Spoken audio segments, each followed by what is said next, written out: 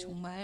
그래서 그 문단을 해결을 하지 못하고 제가 정말 힘들게 있다가 도저히 눈도 감기고 이제 어깨도 쑤시고 온몸이 다 쑤셔서 그냥 자고 내일 생각해 봐야겠다 하고 한숨을 벅벅 쉬면서 이제 잠자리로 들었죠.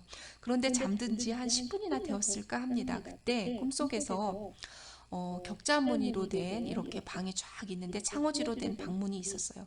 근데 그 문이 열지도 않았는데 스르르 이렇게 쫙 열리는 거예요. 그러더니 아주 큰 할아버지 목소리가 들려오는 거예요. 이렇게 육조단경을 봐 하는 것이었습니다. 그래서 저는 네 하고 얼른 일어났어요. 그리고는 컴퓨터를 얼른 켰죠. 육조단경 저는 처음 들어보는 말이었어요. 그때 당시에. 검색해 보니까 불교 경전 이름이었어요. 육조 스님이라는 분이 지었다는 경전이었어요. 그래서 이런 책이 있었구나 하고 저희 집 앞에 있는 도서관에다가 검색을 했더니 책이 무려 10권이나 있더라고요. 그래서 다음날 아침에 도서관 문 열자마자 바로 가서 그 책을 빌려서 저는 그 책을 읽어봤는데 거기서 시를 새롭게 정의하는 방법을 발견하게 됐어요. 육조 단경에서 아이디어를 얻게 된 거죠.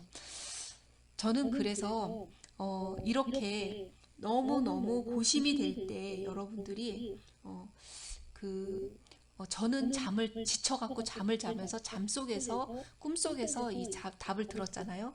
그런데 꿈속에서 안 들을 경우에는 명상을 하면 이 소리를 잘 들을 수 있다고 해요.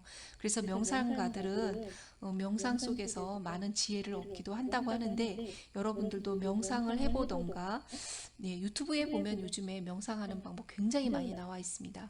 그래서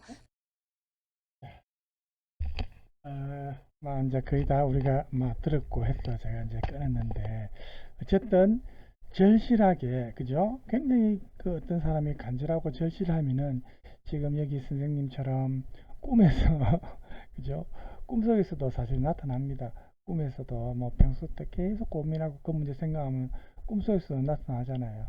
꿈에서도 이렇게 뭔가 도움을 받을 수 있는 게 나오는데, 어쨌든 오늘 요 창의적 사고와 관련해서 우리가 요 들은 내용도 여러분한테 도움이 될 것 같아서 제가 잠깐 준비했고요.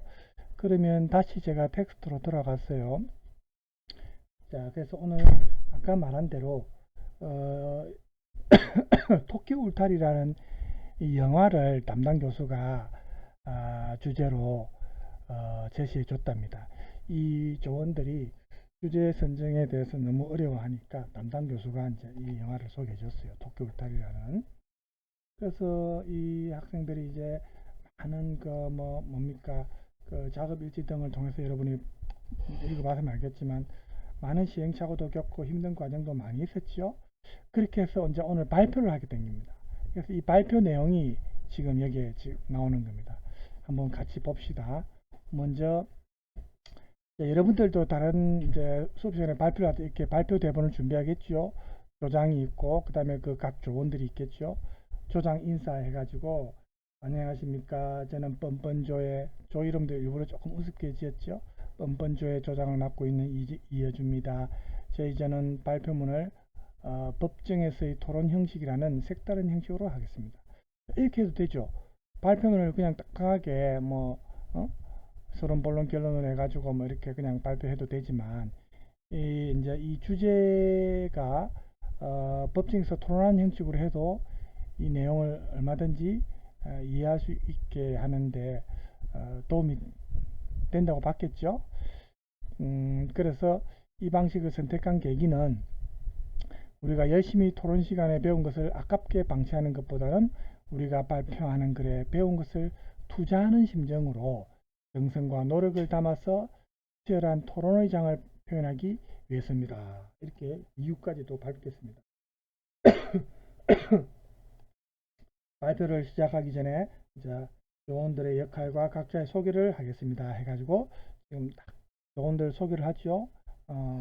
의료학과 1학년 이어주고 토기 검사 역할, 그 다음에 의료학과 4학년 복자는 김 기자와 정인 역할, 이제 그 다음에 또 판사 역할 하는 사람, 영화의 주인공인 몰리 토끼 역할, 원고 역할이죠. 그 다음에 네빌이라는 하얀 악마 역할, 피고인이죠. 그 다음에 백인이 좋아서 하얀 악마 변호사를 자체해서 하게 된 김정민 백인 변호사 역할이죠. 이렇게 이제 역할 분담을 해가지고 발표를 시작하는 겁니다. 호주 통신은 김 기자 나오세요 해가 김 기자가 먼저 시작합니다. 뻔뻔 뉴스 기자입니다. 오늘의 사건 사고 소식은 호주에서 일어난 사건입니다. 사건 내용은 토끼의 당근밭을 강압적으로 갈아엎어 뺏은 뒤 울타리까지 쳐버린 하얀 악마를 고소하는 사건입니다. 여기서 하얀 악마는 나중에 나오겠지만 이 원주민들 땅을 강제로 뺏어서 원주민들을 자신들이 노예처럼 부리고 또 이 사람들을 축출해서 그 원주민들의 땅을 자기들이 이익을 위해서 활용하는 백인 세력입니다. 백인 세력인데 이제 비유적으로 하얀 악마라고 표현을 한 겁니다. 시대를 넘나드는 살벌하면서도 치열하고 재미있는 색다른 법정 이야기입니다. 우리들의 생각 때문에 조금은 잔인할 수 있고 약간의 변명과 조금의 치열함이 돋보이는 법정 현장 속으로 함께 가보시죠. 자, 이제 재판 시나리오 해가 이제 법정에서의 내용이 나옵니다. 판사가 사건 번호를 얘기하면서 토끼의 당근밭을 아무런 동의도 없이 강압적으로 빼앗고 울타리까지 쳐버린 하얀 악마를 고소한 사건을 시작하겠습니다. 먼저 재판을 시작하기 전에 진성한 법정에서 사실만을 말할 것을 선서하고 들어가겠습니다. 보통 법정에서 이제 먼저 선서를 하죠. 사실만을 말하겠다는 거죠. 자, 단체로 선서를 했고 1단계 인정신문입니다. 판사가 왜 피고인을 기소하였는지 먼저 검사가 설명하시오 했습니다. 자, 검사 측입니다. 이게 토끼 측 입장을 대변하는 거죠. 하얀 악마가 토끼의 당근밭을 아무런 동의도 없이 강압적으로 빼앗고 울타리까지 쳐버린 게 사건의 시작입니다.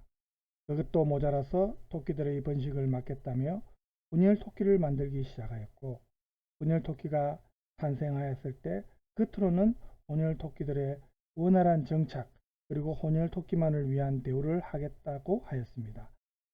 그렇지만 실제로는 토끼들의 점진적인 제거를 목적으로 토끼들을 자신들에게 복종하는 집단으로 종속시키면서 너희가 토끼인 걸 잊고 하얀 악마같이 되어야 한다 라는 사상을 강요한 혐의도 있습니다. 자, 2단계로 넘어갑니다. 검사의 피고인 신문입니다. 판사가 먼저 피고인한테 질문해라 하죠. 검사가 피고인은 혼혈 토끼를 당신들에게 복종하게 만들어 당신들의 사상을 강요한 사실이 있습니까? 자, 피고인은 하얀 악마 측이죠. 아니요, 그런 적은 전혀 없습니다. 검사 측에서 잘못된 사실을 말하고 있는 겁니다. 우리들은 자연을 이용할 수 있도록 한 차원 더 높은 근대 문화를 전파하였습니다. 과학 문명을 기반으로 만들어진 기차, 자동차 등을 통해서 이동의 편리함을 제공했습니다. 또 수저, 의복, 비누 등을 통해 위생적인 생활 환경을 조성해 토끼들이 더 나은 환경에서 살 수 있게끔 이렇게 우월한 우리의 문명을 전해준 격밖에 없습니다. 자, 3단계로 넘어갑니다. 그러니까 증인을 신청하고 얘기를 하죠. 검사가 판사님, 피고인이 뻔뻔하게도 사실을 인정하지 않기 때문에 증인을 신청하겠습니다. 자, 증인으로는 몰리와 한여가 나옵니다. 자, 그러면 증인신문 시작하죠. 4단계에서 검사가 피고인이 당신들에게 자신의 문명을 가르친다는 이유로 가족들과 당신을 생이별시킨 것이 사실입니까? 자, 몰리 토끼가 이제 이 영화에서 주인공 역할인데, 네, 사실입니다. 문서를 가지고 와서 법적인 후견인이 네빌 씨이므로 같이 살 수 없다. 데려가는 게 당연하다. 이렇게 말했습니다. 이제 토끼들을 가족을 완전히 해체시킨 거예요. 그죠? 검사가 그들의 문명은 당신에게 도움이 되었다고 생각합니까? 몰리 토끼가 억울한 듯이 그렇지 않습니다. 그들이 말하는 문명은 단지 그들이 시키는 대로 따르게 하는 것이 전부였습니다. 하지만 그런 상황에서도 의식주 문제는 그들이 해결해 주었습니다. 왜 의식주를 꼬박꼬박 챙겨줬다고 생각하십니까? 저희를 잡아먹기 위해서입니다. 의식주를 챙겨준 것도 결국은 정말 토끼들을 위해서가 아니고 살을 찌워서 나중에 잡아먹기 위해서라는 거예요. 돼지를 살찌워 잡아먹듯 말입니다. 노예로, 하녀로 그들 앞에서 손발이 닳도록 비비는 자들로 만들기 위해서입니다. 저희들에게는 아무런 자유도 없었습니다. 자유가 없는 삶이 동물의 삶이랑 무엇이 다릅니까? 자, 변호사가 예를 제기합니다. 자, 하얀 악마책을 변호하죠. 판사님, 저희 책에서 우선 저희의 문명이 어떤 문명인지 잠시 네빌 씨를 통해 소개해도 되겠습니까? 자, 판사가 허락하죠. 여러분들께 우리의 문명이 어떤 것인지 설명하겠습니다. 저희들의 문명을 오해하시는 것 같은데 우리는 원치 않는 제3인종의 탄생을 묵인해야 할까요? 유색인종을 조장해서 흑인으로 돌아가게 해야 할까요? 아니면 그들을 백인들 같이 발전시켜서 백인사회에 흡수시켜야 할까요? 이건 완전히 백인 입장에서의 어떤 관점이죠. 원주민 보호기구의 의장으로서 제게 주어진 책임은 그런 결혼을 승인하거나 막는 겁니다. 하인들과 농장 일꾼을 양성하고 있습니다. 수백 명의 혼연아들을 모아와서 이곳에서 혜택을 주면서 모든 우리 문화를 제공하고 있습니다. 장차 이런 아이들을 교육하고 적응시킨다면 그들은 원주민으로 남지는 않을 것입니다. 그들이 원치 않더라도 그것이 원주민을 돕는 것입니다. 자, 마지막 말이 좀 문제가 있는 말입니다. 그들이 원치 않더라도 그것이 원주민을 돕는 것입니다. 이거는 완전히 자기들의 관점에서 자기들의 이익을 때문에 상대방이 원치 않는데 하는 것은 자기들이 돕는다고 하는 것은 자기들의 이익을 위해서입니다. 그죠? 상대방이 원치 않는다면 그거는 강압이고 폭력이죠. 자, 변호사의 말을 들어보세요. 이렇듯 사회적으로 겉도울 수 있는 제3의 인종을 우리의 문명으로 이끈 것뿐입니다. 몰리, 당신은 백인과 원주민 사이에 태어났기 때문에 피해를 입은 적이 있나요? 몰투, 예. 구체적으로 어떤 것이 있습니까? 약간의 따돌림을 받았습니다. 그럼 교육소에서는 친구들이 많이 생겨서 좋지 않습니까? 전혀 아닙니다. 부모님과 떨어져 있는데 친구가 생기면 뭐합니까? 그리고 데이지가 태어나고 그레이시가 오면서 우리는 셋이서 잘 살고 있었습니다. 변호사가 교육소에서의 생활이 그렇게 좋지 않았습니까? 다른 아이들은 아무도 탈출하지 않고 잘 적응을 했는데 왜 유독 당신들만 그렇게 생각하는 거죠? 혹시 적응을 못해 억울한 심정으로 고소한 거 아닙니까? 몰리토끼. 우리가 우리말로 말하면 원숭이 말이라면 못하게 했습니다. 원숭이라는 것은 이제 지능이 떨어지고 원시적이라는 의미가 담겨 있겠죠. 사람을 원숭이라고 비교하는 게 말이나 됩니까? 우리가 진화가 덜 된 것도 아니고 우리 또한 우리들만의 삶이 있었습니다. 그러니까 변호사 하얀 악마책이 영어를 강요했다는 건 교육소로 간 수녀들이 당신들의 말을 못하기 때문입니다. 의사소통을 하기 위해서는 불가피한 선택이었습니다. 그리고 당신들이 짐승이었다면 교육을 시켰겠습니까? 몰리토끼. 하지만 저와 데이지는 그런 상황에서 탈출에 성공한 유일한 토끼들입니다. 올리브라는 아이 토끼가 있었는데 붙잡혔습니다. 그리고 독방에 갇혔습니다. 교육을 거부할 권리도 없다는 거 아닙니까? 저희도 인간으로 사람답게 살 권리가 있다고 합니다. 이게 이제 영화지만은 토끼가 이제 원주민을 대변하는 역할이니까 여기서 이제 인간으로 표현을 하고 있죠. 검사가 판사님, 제가 다시 질문하겠습니다. 판사가 허락하죠. 아직 신문이 끝나지 않았답니다. 자, 검사가 그곳에서의 생활은 어땠습니까? 몰리토끼. 우리는 이유도 모르고 줄을 서고 노래 부르고 청소하고 그들이 시키는 대로 모든 것을 해야만 했습니다. 검사가 정현의 신문을 종합해보면 인간 이하의 대우를 받았다는 건데 어떤 강압적 대우를 받았습니까? 몰리토끼가 말하았다.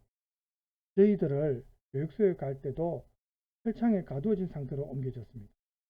하얀 악마들은 저희가 원하지도 않았는데 침대에서 자도록 했고 아침마다 침대를 정리하도록 강요했습니다. 그리고 언제나 교회로 뛰어가도록 만들었으며 우리를 더러운 짐승들처럼 생각했습니다. 오자마자 우리의 검은 피부를 가리기 위해 그들이 좋아하는 색인 흰색 옷을 입히면서 천사 같다고 말했습니다. 그곳에서는 먹을 것도 교회도 수녀님들 옷도 우리들의 옷도 침대도 전부 흰색이었습니다. 흰색이 강요되었습니다. 무슨 선심이라도 서는 것처럼 우리를 씻겨주며 감사하다고 말하도록 했습니다. 완전히 그 피부색에 의한 인종차별의 어떤 의도도 담겨 있습니다. 그렇죠? 백인만이 진정한 인간이다. 뭐 이런 의식이 담겨 있는 것. 변호사가 이의를 제기하죠. 판사가 검사 측에서는 몰리 토끼 말고 하얀 악마의 문명이 강압적이었다는 것을 증명할 토끼가 있습니까? 이렇게 묻습니다. 검사가 토끼 하녀도 강압적인 대우를 받았습니다. 판사가 하녀 증언도 들어보겠다고 하죠. 5단계 두 번째 정의신문에서 이제 검사가 토끼 하녀에게 토끼 하녀는 백인에게서 어떤 강압적 대우를 받았습니까? 물어봅니다. 자, 물어보니까 학교 교육이 끝나자 그동안 죄송합니다. 그동안 우리들을 도와준 사람들에게 보답해야 된다면서 우리 보고 우울한 문명에 살고 있는 거라며 어느 농장의 부부에게 저를 하녀로 보내버렸습니다. 슬퍼하면서 그리고 그 주인 아저씨는 밤마다 저를 찾아왔습니다. 이게 무슨 말인지 알겠죠? 밤마다 범했다는 거죠. 그리고 만약 주인 아주머니가 이 사실을 아신다면 저를 내쫓았겠죠. 감히 하녀 주제에 내 남편을 유혹해서 그런 짓을 저질렀다고 생각할 것입니다. 백인들은 그런 사람들이었습니다. 언제나 수없이 부려먹기만 했습니다. 결혼도 마음대로 할 수 없었습니다. 그들은 언제나 우리의 보호자를 자청하며 우리의 모든 권리를 빼앗았습니다. 저는 평생을 두려움 속에서 살아왔습니다. 이제는 정말 온전한 토끼의 삶으로 돌아가고 싶습니다. 나를 죽이기라도 할까봐 더 이상 떨며 살기가 싫습니다. 이런 식으로 고요한 정직이 흐릅니다. 판사가 묻죠. 검사나 변호사 측 증인에게 더 묻고 싶은 말이 있습니까? 검사는 없습니다. 변호사는 저희도 검사 측 증인에게는 더 이상 신문할 내용이 없습니다. 그러면서 저희도 교육시설에서 일하는 추격자를 증인으로 신청합니다. 이제 이 도망간 토끼들을 잡아오도록 추격하는 역할을 내나 같은 토끼인데 이제 하얀 악마 측에 협조하는 토끼겠죠. 이 추격자가 있습니다. 그래서 변호사가 이제 추격자에게 당신의 예전 삶에 비해 지금 백인의 교육시설에서 일하면서 백인의 혜택을 받으며 살고 있는 것이 더 윤택해졌다고 생각합니까? 이렇게 질문합니다. 추격자가 예, 그렇습니다. 저는 목축이나 밀 재배업으로 성공한 하얀 악마들이 토끼 울타리도 설치하고 무어강 수용소를 만들 때에 그들과 일할 기회를 얻었고 약간의 보상도 받고 있습니다. 예전에는 사막에서의 삶이 전부라고 알았는데 이제는 더 넓은 곳에서 더 좋은 삶을 살고 있습니다. 이렇게 말합니다. 변호사가 이 말에서도 알 수 있듯이 검사 측이 내세운 증인의 증언은 우리 문명의 우울함을 제대로 알지 못하면서 하는 말임을 알 수 있습니다. 이렇게 말합니다. 검사가 저도 신문을 해도 될까요? 판사가 허락하죠. 자, 이 추격자가 무두입니다. 이름이 무두. 당신이 일하는 곳에서 당신의 딸도 같이 교육을 받고 있다고 알고 있는데 맞습니까? 예, 그렇습니다. 그럼 당신의 딸도 우울한 교육을 받고 백인들과 같은 좋은 대우를 받고 있습니까? 슬퍼하면서 아닙니다. 사실 아무리 거기서 교육을 받고 나온다고 해도 그만큼의 좋은 대우는 받지 못합니다. 사실상 아이들을 가둬놓고 교육시켜 자신들의 말을 잘 듣는 하인으로 키우고 있습니다. 거기에 제 딸이 있습니다. 제가 백인이 주는 혜택이 좋아서 거기에 있는 것이 아닙니다. 잡혀간 제 딸과 함께 있고 싶어서 그곳에 계속 일하고 있는 것입니다. 저도 백인의 강압적 대우를 받고 있는 한 피해자입니다. 이렇게 실토를 해버립니다. 피고인이 막 화를 내겠죠. 역시 머리가 검은 짐승은 기르면 안 된다고 했었지.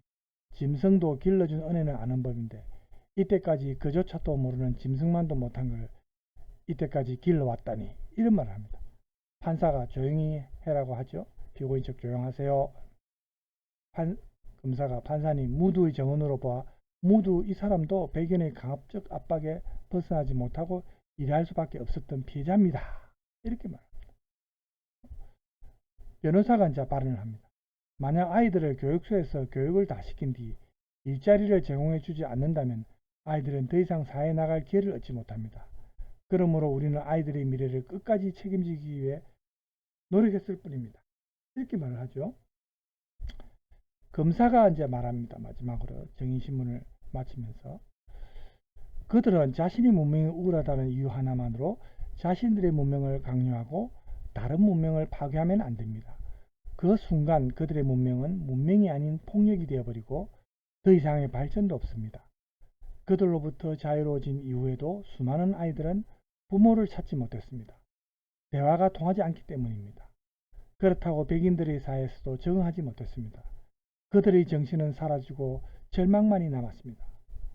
원하는 판결 내용, 이러한 이유로 유죄 판결을 내려줄 것을 검사 측에서 신청하는 바입니다. 자, 이제 변호사의 말을 들어볼까요? 그들은 우리의 문명이 강압적이라고 말하면서 사실은 우리 문명의 혜택으로 말미암아 우월한 삶을 누리고 있는 것이 아닙니까? 우리들이 제공해준 옷을 입고 좋은 집에 살면서 자연에 굴복하던 삶에서 벗어나 자연을 개척하는 삶의 주체로 만들어졌던 것. 그래서 삶의 수준을 한 단계 높여줬던 것은 우리들이 아니었습니까? 교육을 통해서도 새로운 세계를 접하게 해줬고 아무것도 없던 자연을 양들이 뛰어놀고 푸른 초원으로 가꿔주기까지 했습니다. 그러므로 적당한 선처를 바랍니다. 자, 양측의 최후 진술을 들어봅시다. 먼저 피고인 측입니다.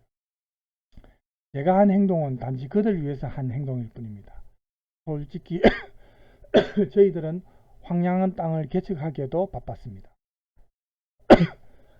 저희들은 저희만 잘 먹고 잘 살 수도 있었습니다. 하지만 그들을 보는 순간 저희들은 견딜 수 없었습니다. 언제쯤이면 저들도 우리처럼 우월한 문명 속에서 살아갈 수 있을 것인가. 그 생각만 하면 저는 아버지의 마음이 들었습니다. 자식이 올바른 길로 나아가기를 바라는 아버지의 마음.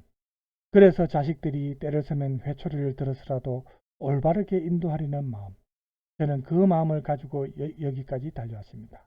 언젠가는 저들도 우리에게 고마워할 것입니다. 자, 그 다음에 정인이 하는 말, 자, 몰리 토끼가 하는 말 들어볼까요? 그 어떤 법이라도 우리를 엄마의 사랑으로부터 갈라놓을 수 없습니다. 그들은 우리를 엄마에게 빼앗아 수용소로 끌고 갔습니다. 하지만 저는 엄마가 그리웠습니다. 그들은 그레이시에게 월루나에 엄마가 있다는 거짓말로 우리들을 끝까지 속였습니다. 이제는 하얀 악마들이 진실을 인정해 줬으면 좋겠습니다. 자유로워지고 싶습니다. 자, 이제 판사가 판결을 선고합니다. 이제 판결을 선고하겠습니다. 서구의 문명이 강압적인 방법으로 비서구의 문명을 파괴했던 것을 인정합니다.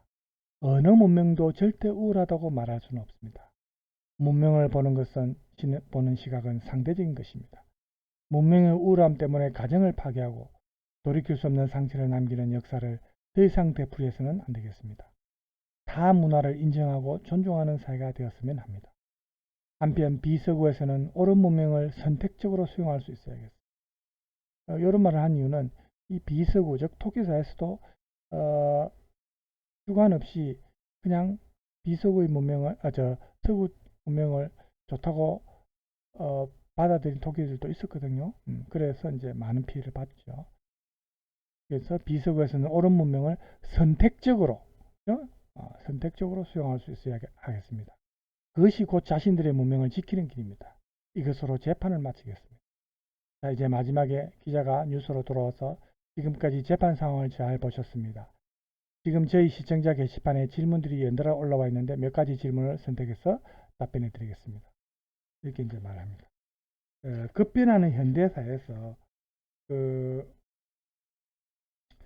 사실상 우리도 서구 우월주의에 빠져 있는지도 모릅니다. 우리 역시 토기들처럼 어쩔 수 없다고 생각할 수 있겠지만 우리 생각과 인식이 바뀌어서 서구와 비서구를 나누고 우월함을 규정짓고 있는 우리의 나쁜 인식을 잘못된 판단이겠죠. 이걸 탈피한다면 이것이 서구 우월주의를 타파하는 첫걸음이 아닌가 생각합니다. 시청해 주신 여러분께 감사드리며 종원들의 역할과의 소중함과 힘든 시간을 고생한 그런 거에 대해서 이제 종원들한테 감사의 말을 전하고 교수님께도 감사드립니다. 이렇게 하면서 이제 발표를 마칩니다. 그렇죠? 예. 자, 이렇게 여러분들이 발표를 할 때 이렇게 연극 형식으로 조원들이 역할 분담을 해서 발표를 하는 것도 재밌죠. 이렇게 하면 좀 더 다른 수강생들이 수용자들이 조금 더 집중해서 들을 수도 있고, 저도 이제 학교에서 발표를 시킬 때 이렇게 어떤 역할 분담을 해가지고 연기를 통해서 발표하는 내용도 어떤 조가 했습니다. 몇몇 조가. 이런 게 장점이 사실 있었습니다. 그래서 이제 이게는 이제 발표를 할 때 내용이었고, 지금 여기서부터는 학술적 글쓰기 실제 가지고 이제 교수님께 제출하는 과제입니다. 과제를 이제 차례해 가지고 이제 목차에 해당되죠. 서론, 본론 해가지고 나중에 결론 해가지고 이렇게 이제 학술적 글쓰기의 어떤 형식을 갖춰서 제시를 했습니다. 제출을 했습니다. 그래서 이 부분은 이제 다음 시간에 하겠습니다. 지금 시간이 52분이거든요. 그 정도 하고 오늘은 발표 내용까지 마쳤고요. 다음에는 제출된 글을 우리가 보면서 학술적 글쓰기에 맞는 형식, 일단은 내용도 중요하지만 형식이 갖춰져야 됩니다. 그죠? 자기 글이 아닐 때는 밑에 이제 이렇게 각주를 달아서, 그죠? 어디에서 인용했다는 것을 밝힌다든지, 이런 학술적 글쓰기의 형식이 갖춰져야 되는데, 그런 부분도 우리가 다음 시간에 같이 보도록 하겠습니다. 자, 오늘 여러분 수고 많으셨고요. 다음 시간에 남은 부분 하도록 하겠습니다. 감사합니다.